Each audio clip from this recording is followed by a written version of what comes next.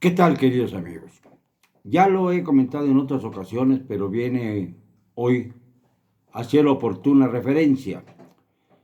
En 1986, Miguel de la Madrid, entonces presidente de México, se reunió en una cumbre iberoamericana, o sea, con la molesta presencia de España, que no tenía por qué estar ahí, pero con la mayor parte de los presidentes latinoamericanos. Y en esa reunión, Raúl Alfonsín, entonces presidente de Argentina, propuso algo que era esencial para tratar de salir del atolladero en que estaban metidas las naciones de todo el continente. Un club de deudores.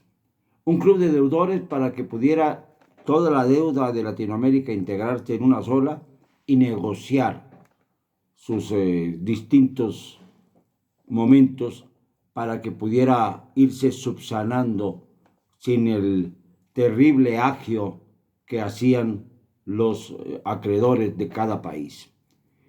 Miguel de la Madrid fue un gran traidor, porque en esa reunión él fue quien llevó la bandera del Fondo Monetario Internacional y adujo que era necesario que cada país negociara su deuda individualmente, es decir, cada nación por su lado.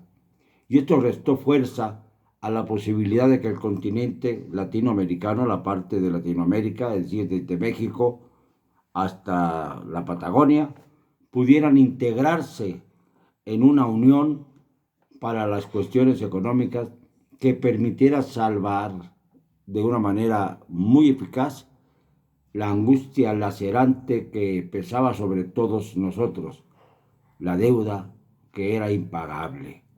En aquel entonces la deuda fluctuaba entre 50 y 60 mil millones de dólares. Ahora la deuda rebasa los 13 billones de dólares. Y aunque diga el señor López Obrador que él no ha firmado deuda, el hecho es que por año lleva un billón de dólares que acrecentan desgraciadamente la deuda externa de nuestro país.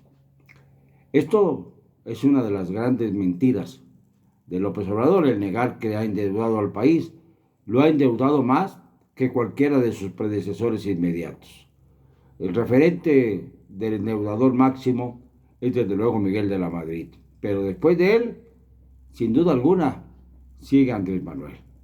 Aunque ahora, si lo vemos por cantidades, desde luego Andrés Manuel se lleva la palma. Si lo vemos de acuerdo a lo que llaman porcentajes, pues la inflación con Miguel de la Madrid llegó a 150% en un año, en un sexenio terrible, devastador. Y ahora la inflación no es tanta, según parece, pero sí está pesando más en la economía de los mexicanos.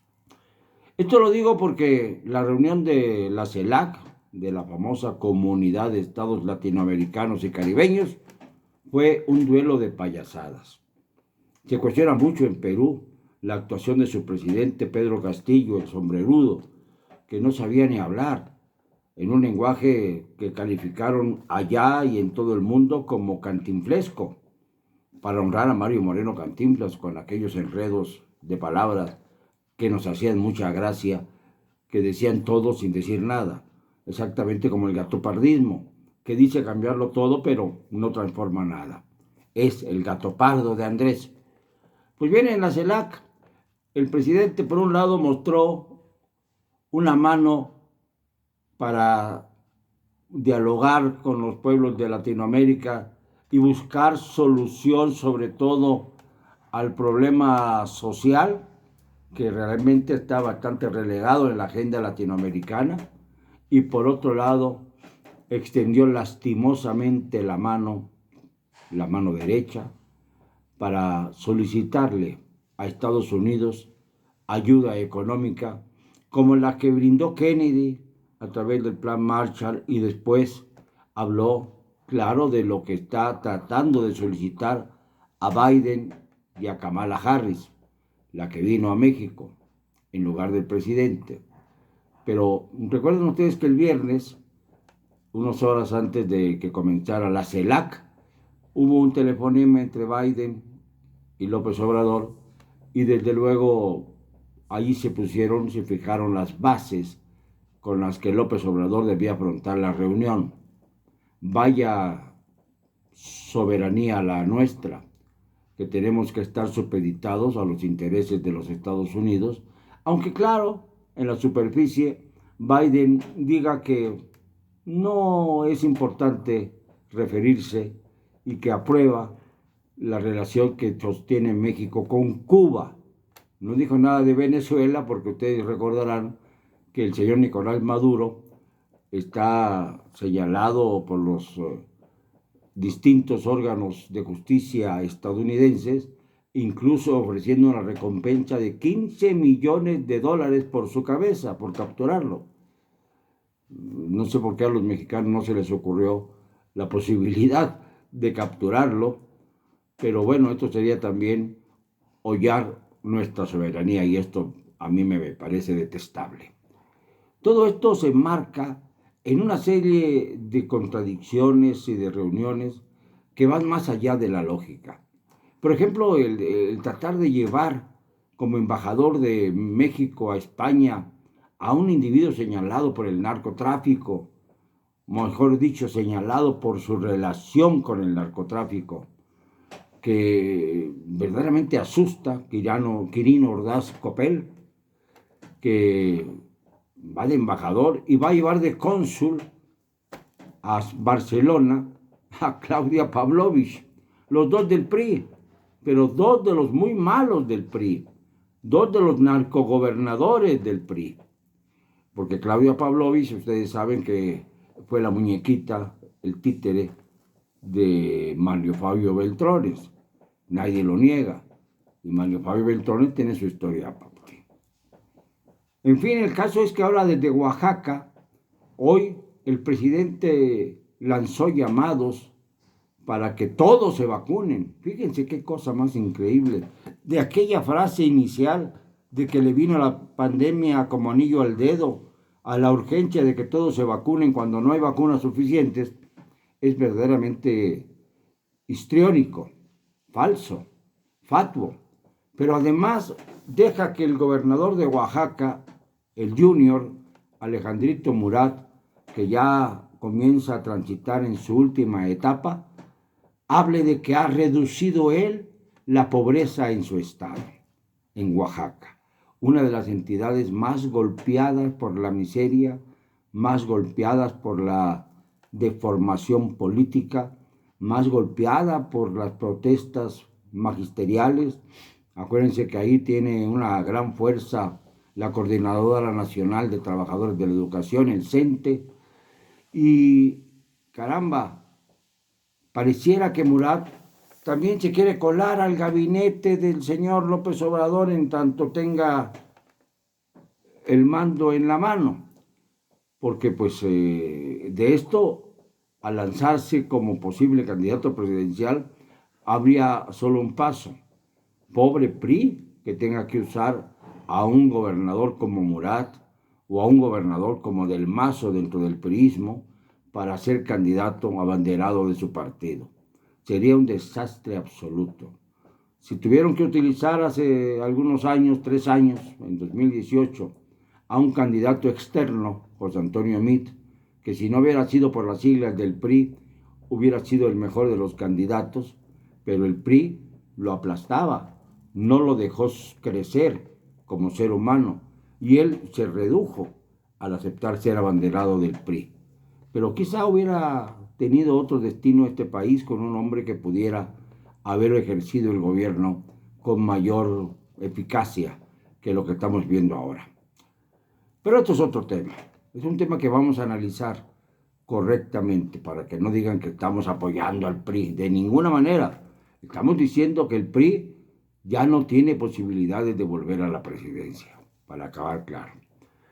Y bueno, quedan por ahí dos gobernadores que podrían ser los que sacaran la cabeza, el de Coahuila y el de Hidalgo. Pero lo del Estado de México y lo de Oaxaca es terrífico.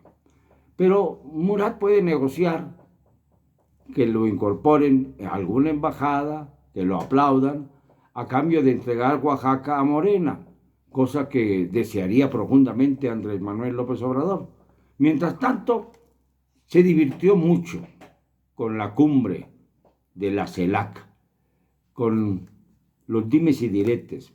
Si en 1986 era posible aceptar la moción de Alfonsín de crear un club de deudores, en este año de 2021 eso es prácticamente imposible, porque están rotas las vinculaciones, los hilos conductores. Se vio claramente cuando los presidentes de Paraguay y Uruguay decidieron enfrentar de cara a las dictaduras de Cuba, Nicaragua y Venezuela. Y lo dijeron allí con la presencia del presidente de Cuba, Miguel Díaz-Canel, y el presidente nefasto de Venezuela, por el que se pide recompensa, el señor Nicolás Maduro Moro. Nicolás Maduro pues dijo su discurso diciendo que es el momento de unificar a la América con el sueño bolivariano, la revolución bolivariana, ya no se llama sueño, ahora es la revolución bolivariana, como si fuera realmente Venezuela la que liderara a las naciones latinoamericanas. Y esto pues no le debe haber caído muy bien a López Obrador, porque finalmente esta cumbre la organizó para convertirse o querer convertirse en líder de toda el área, de toda la región, y no lo logró, por supuesto. Me dijeron por allí que el secretario general de la Organización de Estados Americanos, Luis Almagro, de la OEA, se rió a carcajadas después de escuchar las conclusiones de la magra reunión de la CELAC. Un verdadero fracaso en términos políticos. Y además, con una serie de mentiras insostenibles. ¿De verdad vamos a creer que en Cuba y en Venezuela hay democracia cuando se encarcela a los opositores, cuando se reprime brutalmente las manifestaciones, cuando se actúa como villanos en el gobierno de cada entidad, cuando se prolongan en el mandato los presidentes sin dar lugar a elecciones? Maduro presumió que ya llevaba 29, va a tener 29 elecciones a partir de noviembre, en donde va a haber otra elección. ¿Pero qué tipo de elecciones son estas? Elecciones amañadas. Ahí es donde la doctrina Estrada choca, porque la doctrina Estrada, que se debe a un distinguido mexicano, Genaro Estrada, que la promulgó en la época de Pascual Ortiz Rubio, nada menos. Pues esta doctrina habla de la necesidad de respetar los designios de cada nación, la autodeterminación de los pueblos. Pero ¿qué sucede cuando los pueblos no pueden autodeterminarse porque están sometidos a una dictadura? Esta es la pregunta que yo me hago. Ahí es donde debiera funcionar la ONU, debiera funcionar la OEA.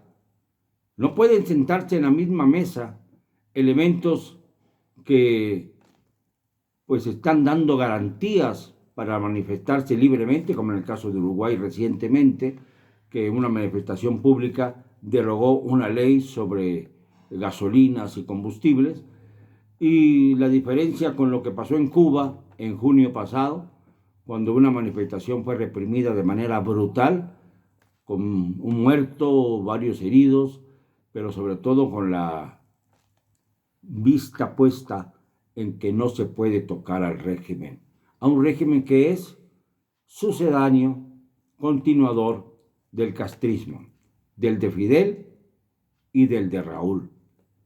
No hay, pues, forma de unir uno solo, ese ideal de juntar a los países de Latinoamérica cuando se perdió la oportunidad en 1986. Lo siento, no me van a callar, y lo digo y siempre, con cero cobardía.